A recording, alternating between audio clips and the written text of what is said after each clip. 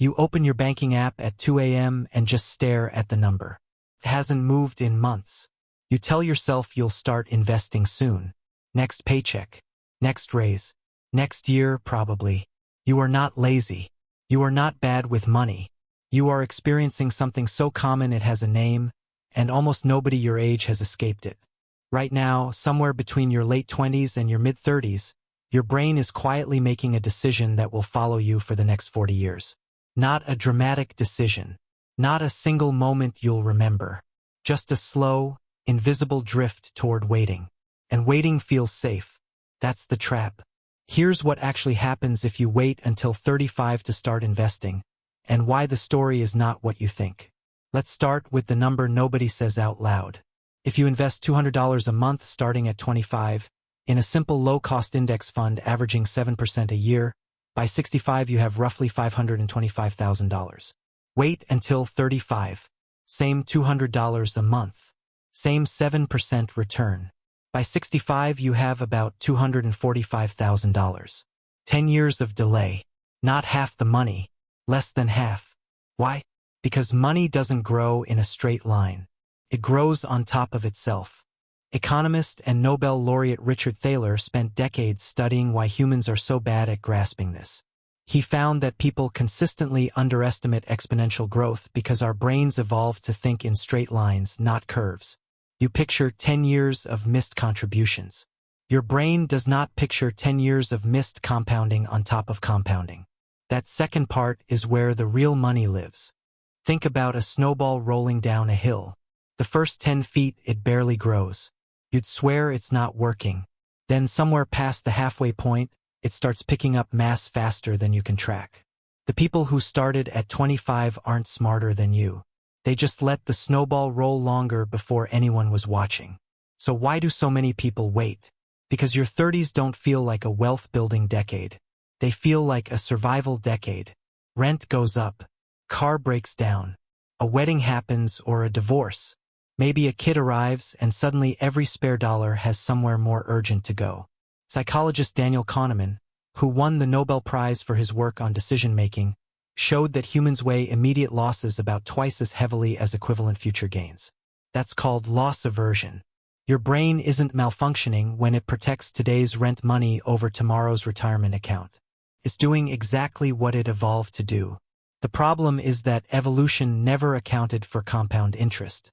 You're not choosing to be broke later. You're choosing to feel safe right now. Those are different things, and your brain can't always tell them apart. Here's the part nobody tells you, though. 35 is not too late. 35 is not even close to too late. The story that gets told online is brutal and binary. Start early, win. Start late, lose. But that story ignores something important. Most people who start at 35 aren't starting with $200 a month.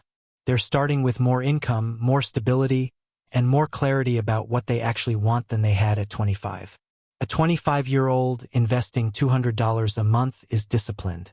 A 35-year-old investing $500 a month, because their salary finally caught up to their skills, can close most of that gap in 15 years instead of 40. The math doesn't punish you for starting at 35. It punishes you for starting at 35 and investing like you're still 25. This is where most people get stuck, though.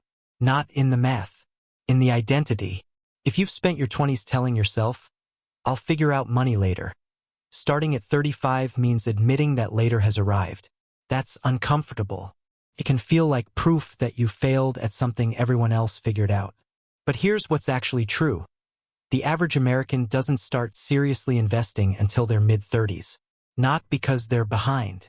Because early adulthood in this economy is genuinely, statistically harder than it was for previous generations.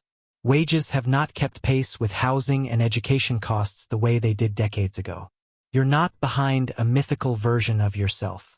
You're on time for the world you actually live in. Let's talk about what starting at 35 actually looks like day to day, because this is where it gets real. It's not a dramatic Wall Street moment. It's opening one account. It's setting up one automatic transfer the same week you finally get a small raise, before your lifestyle expands to absorb it. Behavioral economist Shlomo Benartzi built an entire program around exactly this idea. He calls it Save More Tomorrow. Instead of asking people to cut spending today, which almost never works, you commit a percentage of your future raises to savings before that money ever touches your checking account. Participants in his studies more than tripled their savings rates over time, without ever feeling like they were sacrificing anything, because they never got used to spending money they never saw. That's the real strategy at 35. You stop trying to out-discipline your own brain. You just make the decision once, automatically, and let the system carry the weight your willpower can't. Picture two versions of you 10 years from now at 45. One version kept saying, "I'll start when things settle down." Things never fully settle down. There's always a reason. A new expense arrives right when the old one clears. 45 looks a lot like 35, just with more responsibilities layered on top of the same financial uncertainty. The other version started at 35 with whatever they had.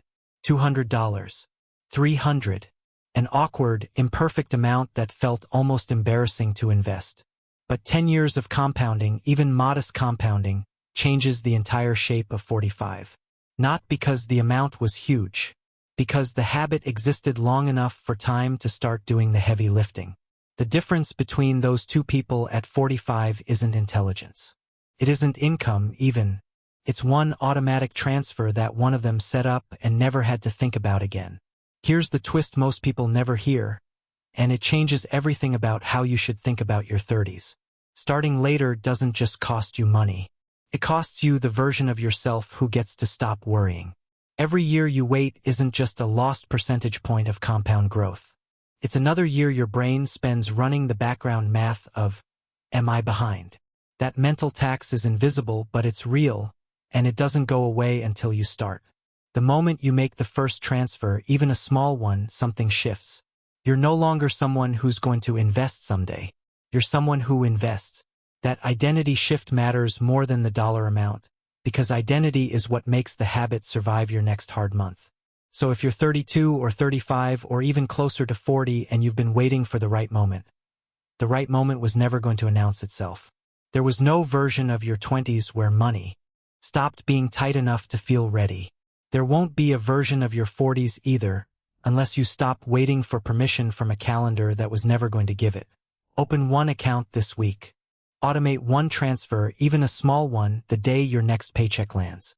Let the amount feel slightly uncomfortable, the way Benartzi's research showed actually works, tied to money you haven't spent yet rather than money you have to give up. Because the real question was never whether 35 is too late. You open your banking app again months from now, and you still stare at the number. But this time it's moving. And for the first time, that's exactly the point.